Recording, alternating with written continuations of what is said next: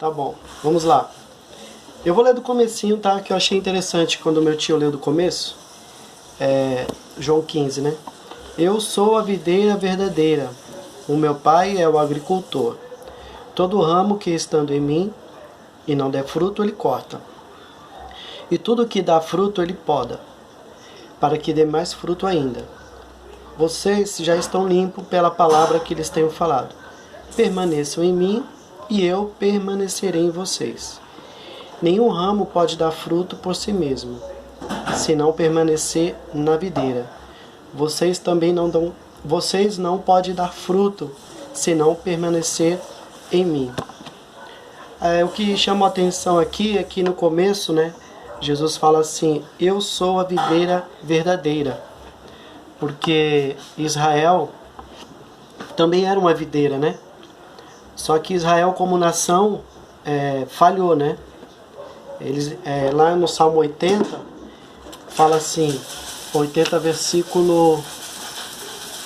no versículo 8 diz assim: do Egito trouxeste uma videira e expulsaste as nações e a plantaste.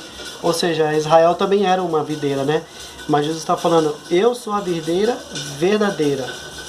Aí ele fala: permaneçam em mim e eu permanecerei em vocês. E ele está falando, né? É um relacionamento contínuo. E nesse relacionamento contínuo, o Senhor fala que aquele que está dando fruto, ele vai podar, para que dê mais fruto. Mas o que não está dando fruto, ele vai cortar, né? No capítulo 8 de João mesmo, Jesus fala assim: e conhecereis a verdade, e a verdade vos libertará. Aí os judeus, eles ficaram indignados com isso, né? Aí eles disseram assim, eles responderam: somos descendentes de Abraão e nunca fomos escravos de ninguém. Como você pode dizer que seremos livres? Então eles estavam tão apegados às raízes deles de Israel, que eles já se achavam santos, né? Mas Jesus estava dizendo: conhecereis a verdade, e a verdade vos libertará. Então, por meio da verdade que o Senhor Jesus ele vai cortando, né? Ele vai podando. E aquele que não dá fruto, ele corta. E é interessante que esse capítulo aqui, a minha versão, ela fala assim, do verbo permanecer, né? Ele fala: permaneçam em mim e eu permanecerei em vocês. Se não permanecer na videira, se não permanecerem. Então é interessante assim, quando Deus quer nos chamar a atenção sobre algum assunto, Ele inspira homens a escrever um texto só sobre aquele assunto, né? Por exemplo, quando Deus quis falar sobre amor, Ele fez com que Paulo escrevesse 1 Coríntios 13, que é um capítulo só sobre amor. Quando Ele quis falar sobre fé, Ele fez o autor de Hebreus escrever Hebreus 11, que é só sobre a fé. E aqui, capítulo 15, o Senhor quer nos chamar a atenção sobre permanecer.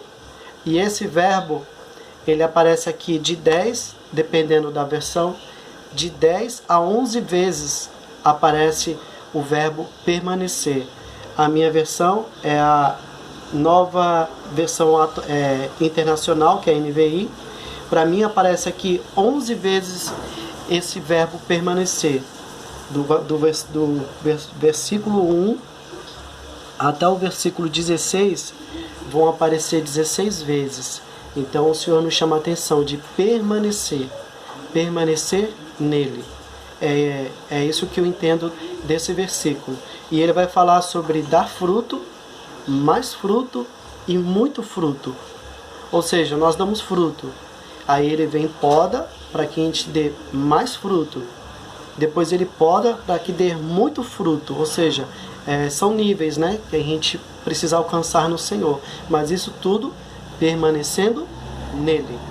Então, de 10 a 11 vezes aparece esse verbo permanecer.